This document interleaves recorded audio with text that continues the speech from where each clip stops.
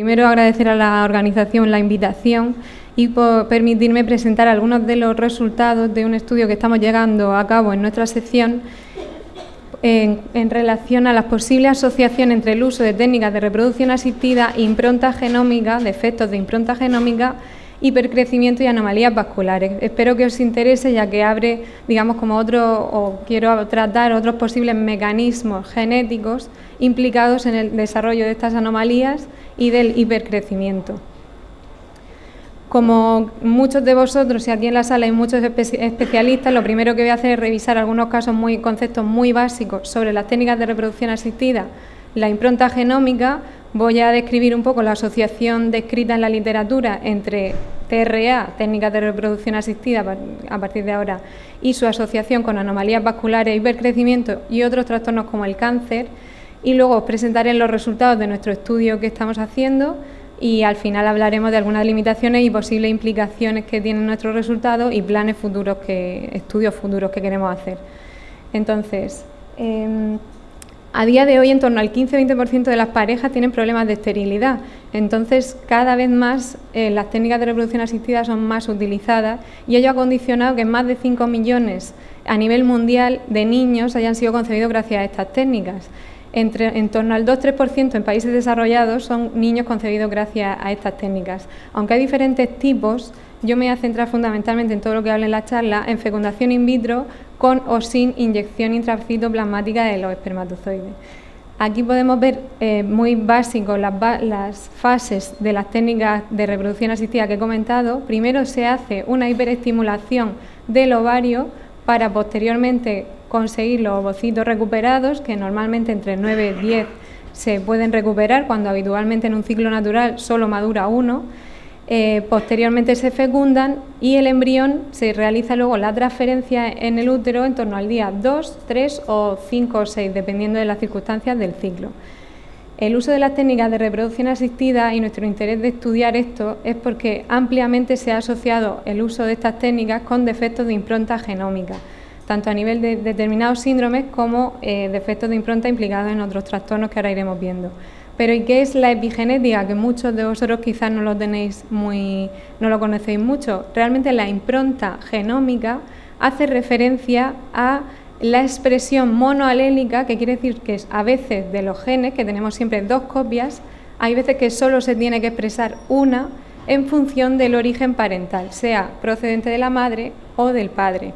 A día de hoy hay unos 150 genes sometidos a este tipo de mecanismo de expresión génica, en el que, como digo, solo se expresa una de las dos copias, y si hay alteraciones en esta regulación y se expresan las dos, estaríamos ante una mayor función de ese gen y de las proteínas que codifica y una hiperfuncionalidad, y eso se ha relacionado con sobrecrecimiento, anomalías vasculares, como iremos ahora viendo. Aunque hay muchos mecanismos de este tipo, la metilación es lo más habitual, lo más frecuente, y lo que se hace o lo que se produce es que esa metilación, el alelo o copia del gen metilada, queda como silenciado. Por tanto, si se pierde esa metilación y por tanto hay hipometilación, se expresarían las dos copias del gen y por tanto habría esa hiperfunción de la que os he comentado. En cuanto a la asociación del uso de las técnicas de reproducción asistida y anomalías vasculares, no hay mucho descrito en humanos asociando ambas cosas, pero sí que, pues, en cuanto a los hemangiomas infantiles, que es la anomalía más frecuente en niños, en un estudio prospectivo de población australiana ya comentan como posibles factores de riesgo incluye a las técnicas de reproducción asistida, en este artículo de 2011. Es verdad que los autores, aunque incluyen otros factores de riesgo, no establecen unos posibles mecanismos relacionados entre la técnica y el desarrollo de anomalías vasculares, pero ven que es un factor de riesgo, que hay más frecuencia de hemangiomas en esta población. Aunque hay muchas teorías de la patogénesis, como hemos visto a lo largo de la reunión, es verdad que todavía no está claro pues todo a qué se debe el desarrollo de estas anomalías vasculares como de otras. Pero sí que parece que el GLUT1 y el factor de crecimiento endotelial vascular pueden estar implicados, pero también hay varias teorías por la asociación del hemangioma y sus similitudes con la placenta. Bueno, no está muy clara la patogénida. En cuanto a las malformaciones capilares, que son, como ya hemos visto, muy complejas y la clasificación incluye muchos subtipos, aunque hay muchos genes que ya se han ido comentando a lo largo de la reunión implicados en su desarrollo, como GENAC, RASA1, PICA13A, es verdad que todavía quedan muchísimos casos y sobre todo en los casos en los que se dan malformaciones capilares aisladas, que no tenemos ni idea de los posibles factores genéticos implicados y que no se sabe la causa. En este tipo de malformación vascular no he encontrado asociación descrita en la literatura con respecto a técnicas de reproducción asistida. En cambio, en animales sí que es ampliamente conocida la relación con anomalías vasculares complejas. Sobre todo hay varios artículos en animales, modelos bovinos fundamentalmente, ya que su gestación es muy parecida a la humana, porque es una gestación prolongada. Hay estudios en animales que sí que muestran, y los autores definen, posibles alteraciones epigenéticas que condicionan el desarrollo de anomalías vasculares complejas de todo tipo y secundariamente a ellas malformaciones congénitas en esos animales analizados.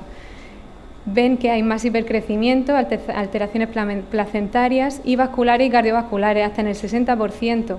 Y además, pues sí que lo han relacionado con una mayor expresión del factor de crecimiento endotelial vascular en placentas de estos animales y piensan que son las marcas epigenéticas alteradas lo que hace que haya una mayor producción de ese factor. Hay múltiples otros autores que también en animales apoyan lo mismo y hablan de las mismas implicaciones de alteraciones epigenéticas en relación con estas anomalías vasculares. Por otro lado, sí que es ampliamente conocida también la relación entre técnicas de reproducción asistida e hipercrecimiento y debido a defectos de impronta. En animales es muy conocido el síndrome de sobrecrecimiento inducido por TRA y en este artículo del 2015, que es muy interesante, los autores en animales concebidos por técnicas y en controles estudian la expresión de 20 genes improntados sometidos a ese mecanismo que hemos hablado inicialmente y ven que hay mucha más hipometilación en los casos de sobrecrecimiento de esos animales y además ven que cuanto más genes más hipometilados, más sobrecrecimiento en esos animales. Aparte, en lo que es en humanos, también se han descrito casos de sobrecrecimiento en pacientes y de sobrecrecimiento y malformaciones congénitas en niños concebidos por técnicas de reproducción asistida de causa no conocida y que no encajan con otros síndromes de los que algunos ya hemos hablado a lo largo también de la reunión. El síndrome de Beckwith-Wiedemann, que también es un síndrome causado por un defecto de impronta en la región 11-15 del cromosoma 11, se ha descrito de 4 a 9 veces más frecuente en niños TRA que en población sana. Todo esto es para contextualizar que parece que la epigenética, la hipometilación y trastornos de este tipo puedan estar involucrados en el desarrollo de anomalías vasculares y es verdad que lo que han dicho esta mañana, que quizá un embriólogo y la posible afectación en las primeras fases del desarrollo embrionario tenga mucho que decir en cuanto a estas anomalías. Por unas pinceladas solo en cuanto al cáncer, por su asociación también con el sobrecrecimiento, aunque inicialmente no se veía relación con el uso de técnicas de reproducción asistida, en los últimos años, a partir del 2008-2009, ya hay varios artículos que sí que muestran un riesgo mayor de algunos tumores como el neuroblastoma, retinoblastoma y tumores del sistema nervioso central y epiteliales malignos. Bueno, pues tras esta introducción, yo creo para contextualizar un poco la charla, nosotros hemos llevado a cabo un estudio con la intención de corroborar si esto en nuestros niños TRA es más frecuente y establecer posibles factores específicos de la técnica que puedan estar implicados. Sobre todo para conocer la información que podemos dar a las parejas que van a someterse a esas técnicas y aparte como pediatras genetistas también conocer mejor el estado de salud de los niños TRA, que es una población que como veis va en aumento. Entonces hemos hecho un estudio prospectivo de 232 pacientes, niños TRA, este trabajo lo hemos hecho y ha sido posible gracias a la colaboración con la unidad de reproducción de nuestro centro, con las clínicas de reproducción asistida que tienen un concierto con nuestro centro y aparte pues con la sección de estadística de la Universidad de Murcia y sobre todo gracias a las familias y a los niños TRA que han colaborado, ha sido una participación altísima. Lo que hemos seguido es a estos 232 niños que son hijos de madres tratadas de mayo del 2012 a mayo del 2014 y recogimos todos los datos específicos de la técnica y han sido evaluados en 2 ocasiones por la misma persona, genetista clínico, intentando describir las anomalías vasculares, malformaciones mayores y menores en esta población. Y aquí os voy a mostrar algunos de los resultados. En ese periodo nacieron 265 recién nacidos y participaron 232, lo que supone casi el 90%, o sea que es una participación muy buena. Y estos son los resultados de las anomalías congénitas que hemos detectado. En torno al 60% presentaban anomalías menores, de acuerdo a la clasificación CI10, y el 7% malformaciones mayores, y destaca de las alteraciones que afectan a la piel, el 17% presentaba malformación capilar o hemangiomas. Manchas café con leche o hipocrómicas también nos llamó la atención que eran muy frecuentes en esta población, el 27%. Y de las malformaciones mayores, destacar que el 70% de ellas estaban en afectación del corazón, anomalías cardíacas. En el análisis que hemos hecho previamente en cuanto a malformaciones mayores, se ha asociado con el síndrome de hiperestimulación ovárica en la presencia de malformaciones mayores, que es como, digamos, en toda técnica de reproducción asistida hay una estimulación inicial, pero este síndrome es una complicación poco frecuente, en torno al 5%, pero digamos que es el extremo en el que se estimula de forma inapropiada el ovario, y de hecho la mujer puede llegar a complicarse su salud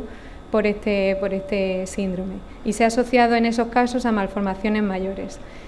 En cuanto a las vasculares, lo hemos separado por hemangiomas y malformaciones capilares, ya que, como hemos visto, están clasificadas de forma diferente y tienen una patogenia distinta, y aparte nos han asociado entre ellas.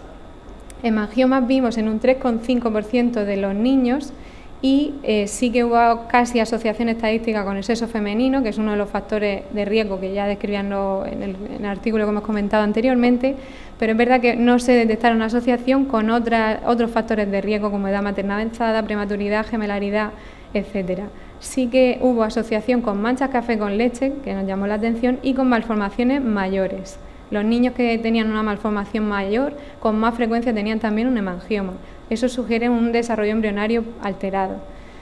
En cuanto a malformaciones capilares, el 13%, nos llama la atención un porcentaje muy elevado, muy alto. No se ve. Las malformaciones capilares, en el análisis estadístico, lo que se ha visto es que se asociaban estadísticamente solo con malformaciones menores, no con mayores, y tampoco con otros factores de riesgo que se han descrito en algunas anomalías vasculares. En cuanto al hipercrecimiento prenatal, que constituía el 9% de estos niños tenía hipercrecimiento, ha habido una asociación también con el síndrome de hiperestimulación ovárica. Llama la atención que casi 1 de cada 3 de niños, hijos de madres que tuvieron esta complicación, fueron grandes al nacimiento. Además, en los casos de transferencia de embriones congelados también era un porcentaje mayor, casi 3 veces mayor. Y claro, predomina el hipercrecimiento en gestaciones únicas, porque la gemelaridad asocia riesgo de bajo peso. O sea que creemos que incluso esta relación, que es muy discrepante en los casos de síndrome de hiperestimulación ovárica, está infradiagnosticada, porque casi todos los casos de niños grandes al nacimiento con hipercrecimiento son gestaciones únicas, quizás sería incluso mayor. Aparte, esto se ha asociado con hipercrecimiento luego postnatal, macrocefalia o talla por encima del percentil 97 alrededor de los 2 años. Como hemos asociado a malformaciones mayores y hipercrecimiento el síndrome de hiperestimulación ovárica, y aparte tenemos los datos de todos los ovocitos recuperados, quisimos ver, tras comprobar que eran variables normales, de distribución normal, si había una diferencia entre el número de ovocitos recuperados y estas anomalías del desarrollo. Y no hay significación estadística, pero está cerca, hay más número de ovocitos en los casos de síndrome de hiperestimulación. En cuanto al hipercrecimiento postnatal, también, como hemos dicho, se ha asociado al crecimiento prenatal y a la implantación tardía del embrión, o sea que está más tiempo en el cultivo antes de implantarlo a la mamá. Aparte, comentar que hay un caso de nuestra cohorte de 232 pacientes con un síndrome de Beckwith-Wiedemann por hipometilación de esa región que ya hemos comentado.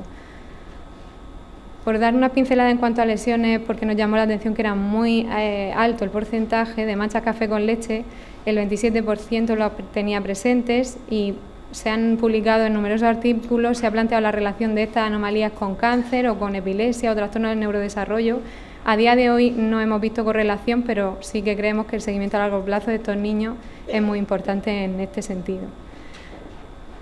ya que este estudio de cohorte nos permite encontrar esos posibles factores asociados, que por ahora el más candidato nos parece esa hiperestimulación y liberación de muchos ovocitos, y que eso pueda condicionar alteraciones epigenéticas de programación de esas células germinales. Aparte, hemos hecho un estudio caso-control anidado a esa cohorte. O sea, estamos viendo también a controles niños no TRA a la misma edad, que son igual, pertenecen al mismo grupo de edad gestacional, mismo grupo de edad materna, igual tipo de gestación y de que han nacido en el mismo centro hospitalario. Solo puedo presentar unos resultados preliminares del análisis de los primeros 196 pacientes. En total serán 462. Ya hemos hecho el análisis de 196 y sí que parece, aunque no se han encontrado diferencias significativas estadísticas, probablemente por el tamaño tan pequeño de muestra, sí que vemos que hay más frecuencia de hemangiomas, 3-4% frente a un 0%, malformación capilar 14 frente a un 8%, grandes para la edad gestacional también, pero tenemos que entre las malformaciones mayores también, pero es fundamental, como digo, pues completar toda la evaluación de los 400 niños para obtener mejores resultados más fiables.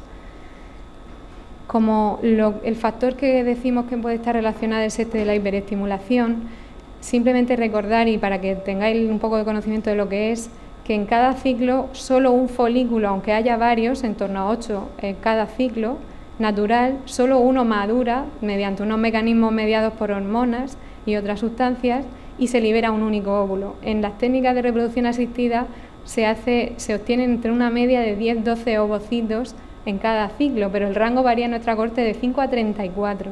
Entonces, creemos que eso pueda claramente alterar esas marcas epigenéticas necesarias y que pueda influir en las malformaciones mayores que hemos encontrado y el hipercrecimiento. Es un síndrome que parece desencadenado por HCG y por otras hormonas sexuales y también decir que se produce una liberación muy importante de sustancias vasoactivas, entre ellas el factor de crecimiento endotelial, prostaglandina, interleuquina, etcétera, que produce una hiperpermeabilidad vascular y un estado que puede llevar a precisar ingreso en UCI a la madre, una alteración hormonal muy importante y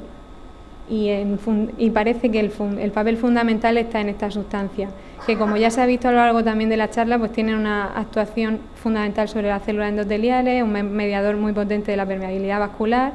es fundamental para la vascularización del folículo, cuerpo lúteo y estroma ovárico y del embrión en sus fases iniciales, y creemos que pueda estar implicado. Entonces, las limitaciones que planteamos es que, como estamos hablando de anomalías tan poco frecuentes, pues hacen falta muestras muy grandes, pero también estudios prospectivos y controlados, porque hay muchos factores de confusión que pueden estar interfiriendo. Aparte, hace falta colaboración entre los diferentes especialistas, que por ahora la verdad es que estamos contentos porque se ha conseguido, pero sobre todo también vemos que hace falta de estudios moleculares específicos de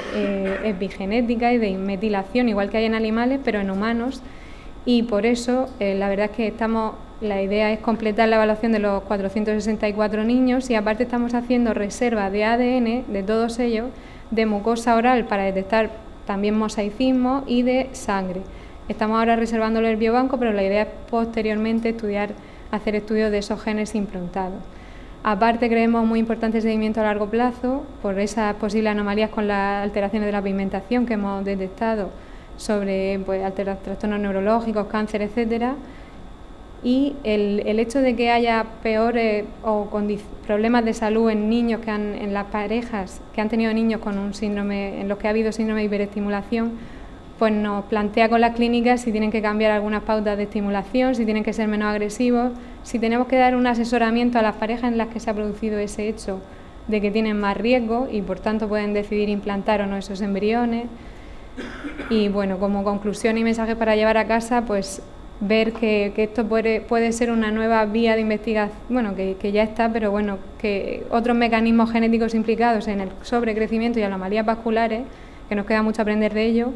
Parece que sí que hay mayor frecuencia en niños TRA de malformaciones capilares, hemangiomas y hipercrecimiento. Sí que creemos que eso puede deberse a modificaciones epigenéticas y puede estar implicado ese factor de crecimiento endotelial, vascular, aunque son necesarios muchos más estudios al respecto. y creemos que tendremos que hacer un asesoramiento específico. Nosotras que estamos desde genética tenemos mucho trato con estas parejas en casos en los que ha habido esta complicación respecto a los posibles efectos sobre los niños concebidos.